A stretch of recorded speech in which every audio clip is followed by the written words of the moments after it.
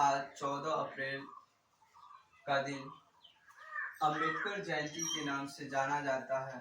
अंबेडकर भारतीय संविधान के निर्माता वास्तुकार थे। भारतीय संविधान का बनने में इसका अहम योगदान था।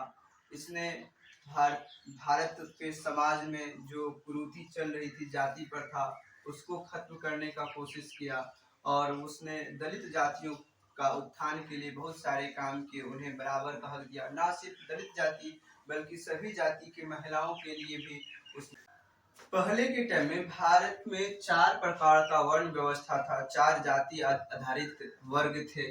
पहला था ब्राह्मण, जो सबसे ऊपर, फिर क्षत्रिय, फिर वैश्य और शूद्र।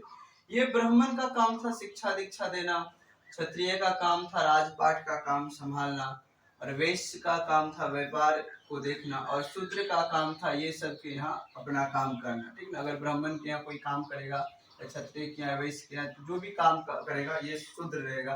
पहले जो वर्ण व्यवस्था था ये कर्म आधारित था, यानी कि काम के आधार पे। अगर कोई शूद्र जो है व्यापार करने लगे तो वैश्य कहलाएगा।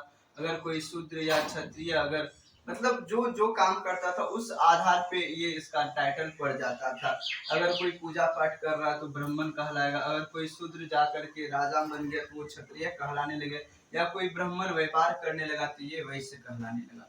तो पहले का वर्ण व्यवस्था था जन्म पे आधारित ऋग वैदिक काल में, लेकिन ऋग वैदिक के बाद में उत्तर वैदिक काल में ये जन्म आधारित हो गया। अब ब्राह्मण का बेटा ब्राह्मण ही रहेगा, चाहे वो कितना भी नालायक या होशियार क्यों न हो, या शूद्र कितना भी टैलेंटेड क्यों न रहे, ये शूद्र ही रहेगा। तो ये जन्म आधारित जाति व्यवस्था हो जाने के कारण इसके कारण ये बहुत ही शोषित और वंचित वर्ग बन गया।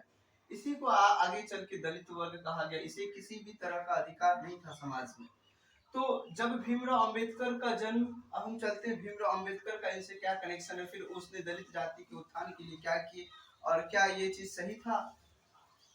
तो भीमराव अंबेडकर का जन्म 14 अप्रैल 1891 में महू में हुआ। महू उत्तर प्रदेश में है, सॉरी महू मध्य प्रदेश में इनका जन्म हुआ। एक महार जाति में यानी कि निचली जाति में इनका जन्म हुआ, और इन्हें जो है मरणोपरांत भारत रत्न से सम्मानित किया गया। अगर ये जब तक थे तब तक तो इसे भारत रत्न नहीं मिला, इसके मरने के 3-4 साल बाद इसे भारत रत्न से सम्मानित किया। इसका पूरा नाम है डॉक्टर भीमराव रामजी अंबेडकर। देखिए इसका जो नाम जो है, ये भीमराव अंबेडकर जो है, भीमराव जो ये नाम है, इसके माता जी का नाम भीमाबाई से इसका नाम पड़ा भीमराव, और राम जी इसके पिता का नाम इसके नाम पे जुड़ा हुआ है। ये अंबेडकर का मतलब तो ब्राह्मण का एक टाइटल है। इसके गुरु जो थे ये कृष्ण केशव अंबेडकर। ये जानते थे आगे चल के ये भविष्य इसका बहुत ही सुनहरा है, ये बहुत ही आगे महान व्यक्ति बनेगा और इसके मार्ग में कोई रुकावट ना आए, इसलिए उसने जो है ना अपना एक टाइटल जो है अंबेडकर का, ब्राह्मण का टाइटल इसके नाम पे दे दिया, ताकि जाति के आधार पे इसके साथ कोई आगे जो है भेदभाव न हो। इसके लिए अंबेडकर अपना टाइटल जो है ये भीमराव को दे दिए। तो इसका पूरा नाम हुआ डॉक्टर भीमराव रामजी अंबेडकर, यानी कि इसके माँ के नाम से आया, ये पिताजी के नाम से, ये इसका गुरु के नाम से। इसका माता का नाम था भीमाबाई सकपाल और पिता का नाम था रामजी सकपाल, और इसके गुरु थे कृष्ण केशव अंबेडकर जो एक ब्राह्मण थे। इसकी पत्नी रामाबाई, पहली पत्नी रामाबाई थी, और सेकेंड वाइफ इसका था डॉक्टर सविता अंबेडकर। ये भी एक ब्राह्मण लेडीज थी और पढ़ी लिखी लेडीज थी। इसके पिताजी जो थे ये आर्मी, ब्रिटिश आर्मी के एक अफसर थे, और रिटायर के बाद इनके जन्म, देखिए ये भीमराव अंबेडकर अपने परिवार का 14वां संतान था, और इनके जन्म के 3 साल बाद इसके पिता रिटायर हो गए। फिर रिटायर के बाद वो अपने गांव सतारा चले गए, फिर वहीं पे उसका दीक्षा हुआ। ये बहुत ही पढ़े लिखे व्यक्ति, भीमराव अंबेडकर उस समय के बहुत ही पढ़े लिखे व्यक्तियों में से जाने जाते थे। वो जिस जाति में इनका जन्म, महार जाति, उनको पढ़ने लिखने का कोई हक नहीं था। उस समय में यह भारत में जो है बहुत ही अच्छे लेवल का पढ़े लिखे इंसान में आते थे।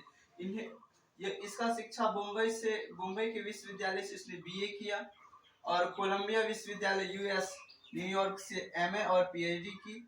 लंदन स्कूल ऑफ इकोनॉमिक्स से इसने एमएससी, मास्टर ऑफ साइंस और डॉक्टरेट ऑफ साइंस डीएससी और वकालत की पढ़ाई की। बचपन से इनको भी भेदभाव का सामना करना पड़ा। जब ये स्कूल जाते थे तो स्कूल में इसे क्लास में बैठने के लिए नहीं दिया जाता था, बाहर बैठता था।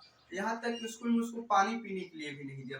अगर प्यून आता था तो उसे ऊपर से पानी दिया जाता ताकि वो पिए। अगर कोई वो बर्तन टच कर देता कभी वो, तो सारा बच्चा या टीचर इसको डांटते थे। तो स्कूल में कहा अगर प्यून नहीं आता था तो उसे पानी भी नहीं मिलता था। इतना भेदभाव का सामना उसे करना पड़ा। No water, no peon, no water. अगर स्कूल में प्यून नहीं आए, चपरासी नहीं आए, तो इसे पानी भी नहीं मिलता था। और इसने जो है इस चीज को झेला, इस सामाजिक जो कुरीतियां थी भारत में, इसको झेला। और झेलते हुए भी कभी भी शिक्षा का साथ नहीं छोड़ा, और पढ़ लिख करके इतना महान बने कि आज वो भारतीय संविधान का निर्माता कहलाता है। और भारतीय संविधान में इसने सभी को हक दिलवाए, चाहे वो अपने जाति के लोगों के लिए हो या महिलाओं के लिए। महिलाओं को भी समाज में पहले किसी भी चीज का उतना अधिकार नहीं था जितना भीमराव अम्बेडकर के आने के बाद मिला है, उनके द्वारा मिला है। तो हमें इन इस प्रकार के महान व्यक्तियों के दिखाए राह पे हमेशा चलना चाहिए ताकि भारत में बंधुता और भाईचारा बना रहे।